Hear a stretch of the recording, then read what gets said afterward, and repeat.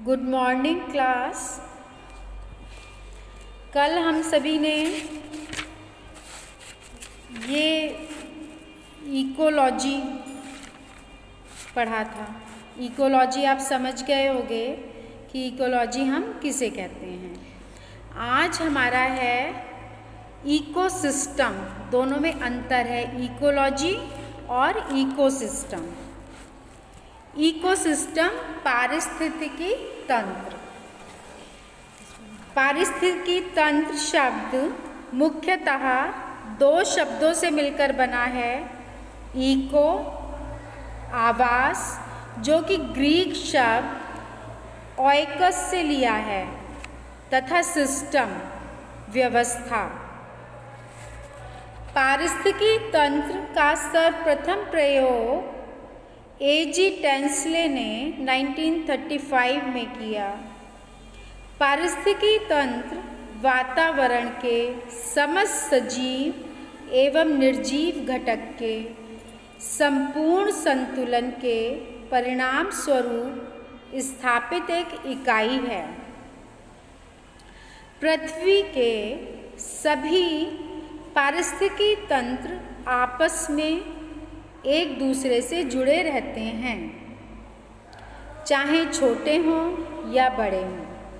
कोई भी पारिस्थितिकी तंत्र अपने में संपूर्ण नहीं है, परंतु परिस्थितियों के अनुसार इन्हें संपूर्णता प्रदान की जा सकती है।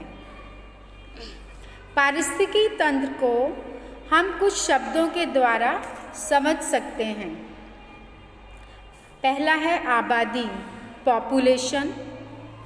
किसी निर्धारित स्थान पर एक ही जाति या प्रजाति के सदस्यों को संख्या जो है उसको आबादी कहते हैं। जैसे कांजीरंगा में गैंडों की आबादी, समुद्र में मछलियों की आबादी।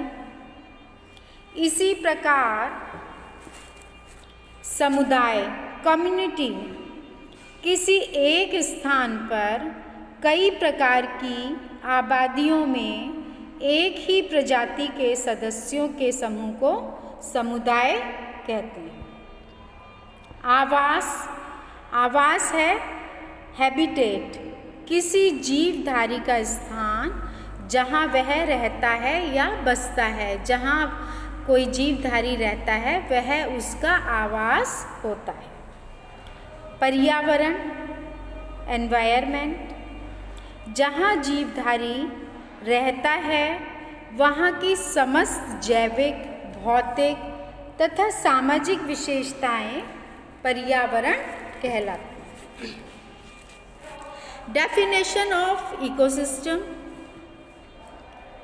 A.G. टेंसले के अकॉर्डिंग पारिस्थितिकी एक क्रियाशील अंतःक्रिया जो जीवधारियों तथा उनके प्रभावशाली पर्यावरण के मध्य भौतिक तथा जैविक वातावरण के साथ होती है।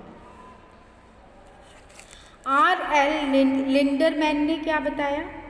पारिस्थितिकी तंत्र का अर्थ होता है किसी प्रणाली तंत्र के भौतिक, जैविक तथा रासायनिक प्रक्रियाएं जो विशेष जीवधारी स्थान तथा समय में इकाई के रूप में होती हैं।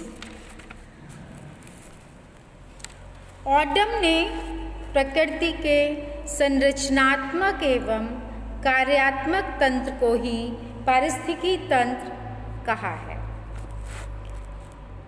क्लार्क के अनुसार पारिस्थितिकी तंत्र वातावरण और समुदाय की क्रियात्मक समक्रिया होती है।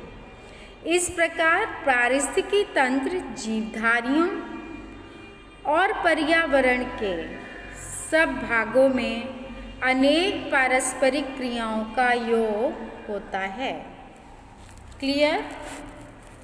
नेक्स्ट बात करेंगे हम कैरेक्टरिस्टिक्स ऑफ इकोसिस्टम, कि पारिस्थितिकी तंत्र की विशेषताएं क्या होती हैं। पारिस्थितिकी तंत्र एक प्राकृतिक तंत्र है जिसमें अन्य तंत्र भी शामिल रहते हैं। पारिस्थितिकी तंत्र पारिस्थितिकी विज्ञान की मुख्य संरचना तथा क्रियाशील इकाई है। यह पृथ्वी पर एक निश्चित क्षेत्र धारण करता है जो इसका क्षेत्रीय आयाम होता है।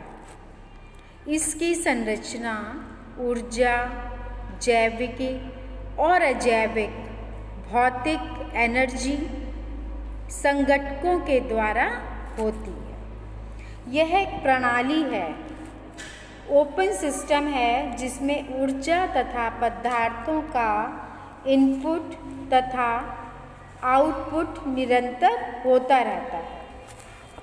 इसमें भौतिक, रासायनिक तथा जैविक प्रक्रियाओं का विशिष्ट समय और स्थान का स्तर भी सम्मिलित होता है।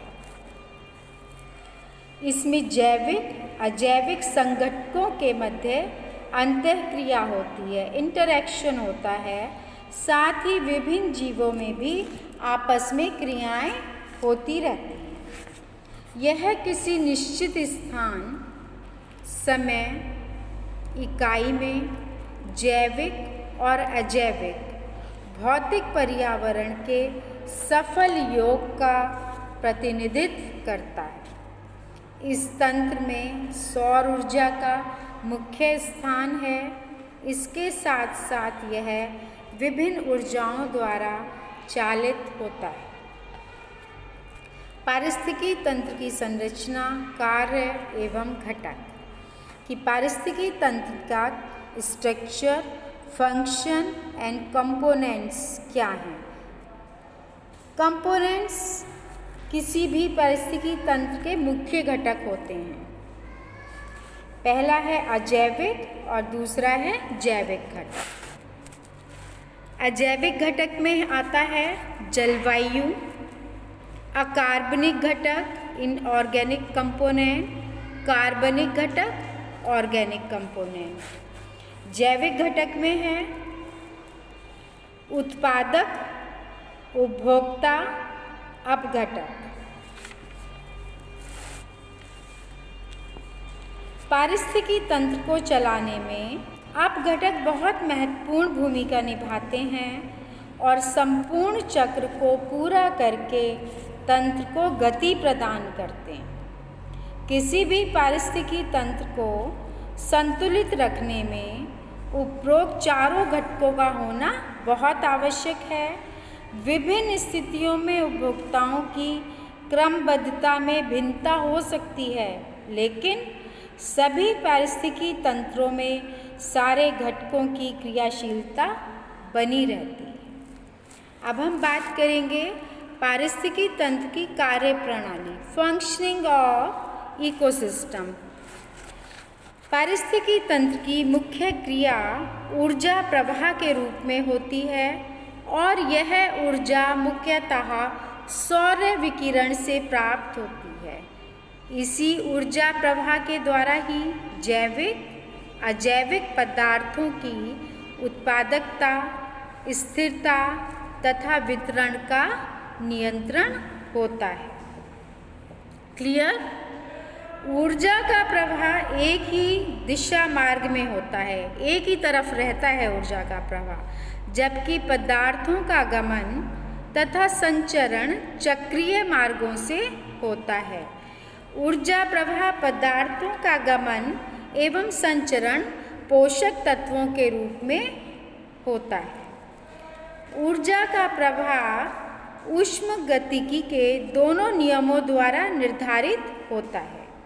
पहला नियम, इस नियम के अनुसार किसी प्रणाली तंत्र में पदार्थ तथा ऊर्जा स्थिर होती है, उसे ना तो उत्पन्न कर सकते हैं और ना नष्ट कर सकते हैं, बल्कि पदार्थ को दूसरे पदार्थ के रूप में परिवर्तन करते हैं। इस नियम को ऊर्जा संरक्षण अधिनियम, law of conservation of energy कहते हैं। सेकंड नियम क्या है? जब कोई कार्य संपादित होता है तो उसमें ऊर्जा का विसरण होता है, विसरण डिस्पर्शन होता है। और जब ऊर्जा का एक रूप दूसरे रूप में रूपांतरित होता है तो कार्य संपादित होता है। इस प्रकार निस्तारित ऊर्जा उस तंत्र को पुनः नहीं मिल पाती। इकोसिस्टम में ऊर्जा के रूपांतरण तथा स्थानांतरण के प्रत्येक बिंदु पोषण स्तर पर ऊर्जा का क्षय या विसरण होता है। इस प्रकार ऊर्जा के जितने भाग का विसरण होता है वह ऊष्मा के रूप में होता है। इसके 4 कार्य हैं। पहला, सौर ऊर्जा को भोजन ऊर्जा में बदलना, conversion of solar energy into food energy, ऊर्जा प्रवाह से तत्वों का संचालन, circulation of elements through energy flow, तत्वों का अजैविक प्रवाह में परिवर्तन, conversion of element in inorganic flow. Next, पौधों की अभिवृद्धि तथा विकास करना, growth and development of plants. Next, पारिस्थितिकी तंत्र की उत्पादकता, प्रोडक्टिविटी ऑफ इकोसिस्टम। इस प्रकार किसी भी पारिस्थितिक तंत्र में ऊर्जा प्रवाह का जो प्रवाह है चलता रहता है। ऊर्जा की यह प्रवाह आगे बढ़ती रहती है और पदार्थ की अपनी तरफ चलती रहती है। क्लियर? अब नेक्स्ट हम करेंगे एनर्जी फ्लो इन इकोसिस्टम, पारिस्थितिकी तंत्र में ऊर्जा प्रवाह। इसको हम कल पढ़ेंगे।